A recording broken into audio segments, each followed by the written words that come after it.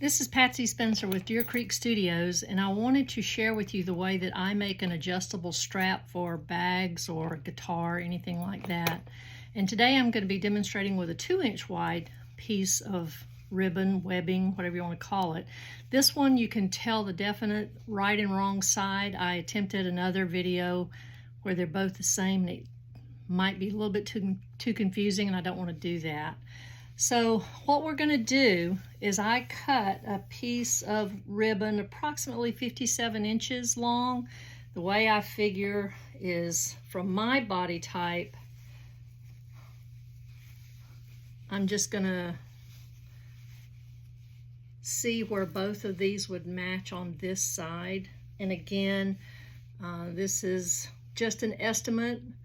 Some people cut it 60 inches, and that's perfectly fine. But today I'm just doing one that's 57 inches long, I think.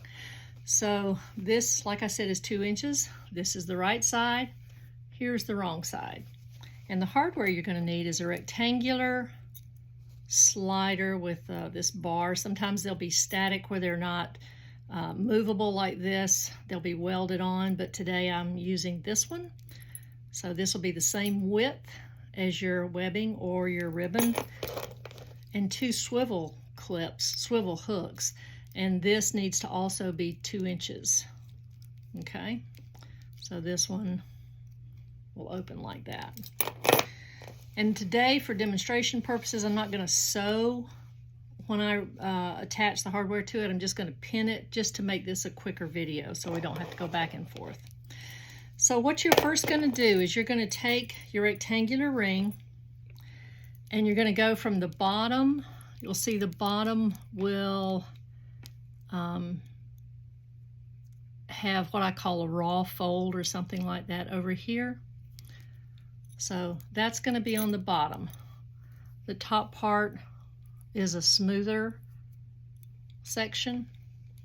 So you're going to face this top side up. And whichever you're right-handed or left-handed, it doesn't matter. You're going to come up through one side with the right side of the ribbon facing up. So the raw edge part is going to go over the bar here.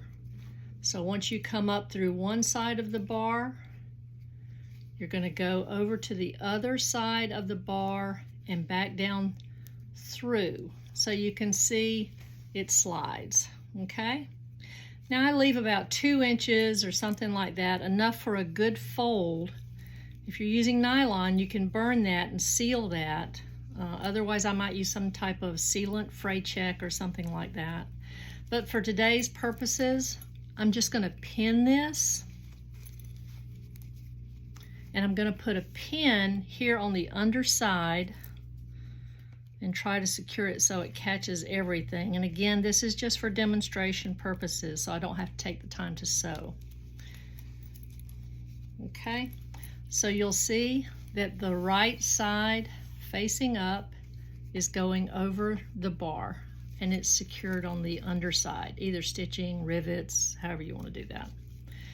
Okay, so now what you're going to do is put the wrong side of the ribbon up, go to your other raw edge,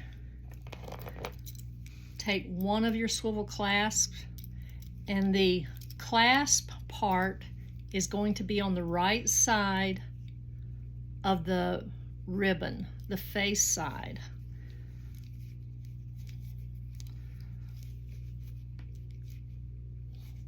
So this is your other raw end of your strap, okay?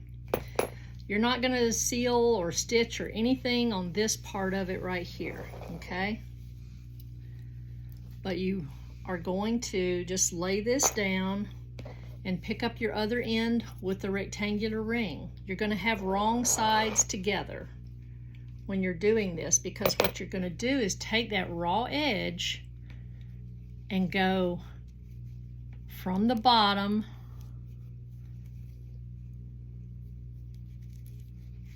back over the top, back over that bar, And this is where you can adjust your strap. You don't need to adjust it now. This is just how it works. Physics of it, if you want to call it that. Okay? So let's just say, you don't have to do this now. Let's just say this is to get this all in the picture, in the frame. Okay? So there's your swivel clip. Wrong sides together on the ribbon or strap.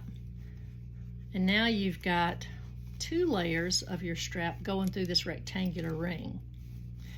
All right, now you're going to come down to the raw edge again. So here's your right side. You're going to take your swivel clip again, and you're going to slide it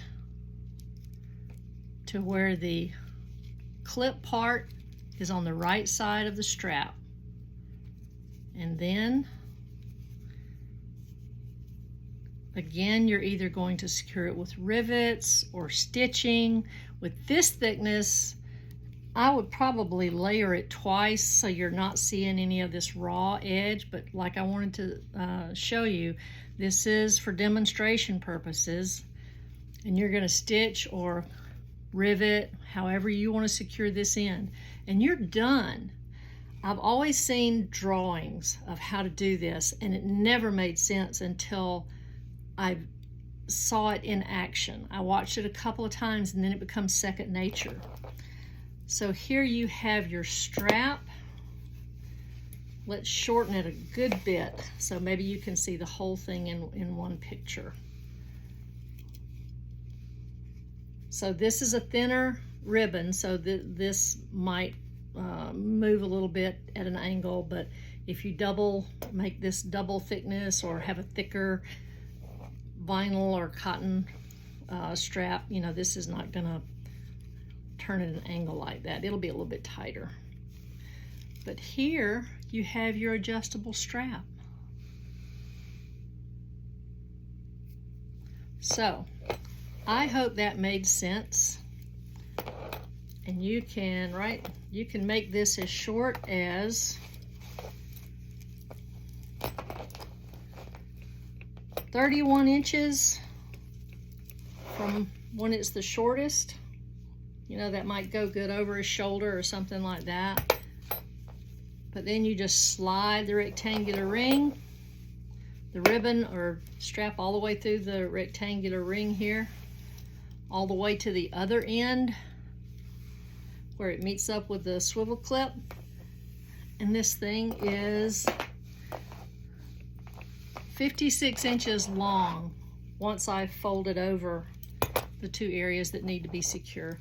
I hope this was helpful and not too confusing, but again, I'm more of a visual person on how to make the strap rather than seeing drawings or line drawings. Much easier for me. Let me know if you have any questions and I'll try my best to answer them for you. Thanks.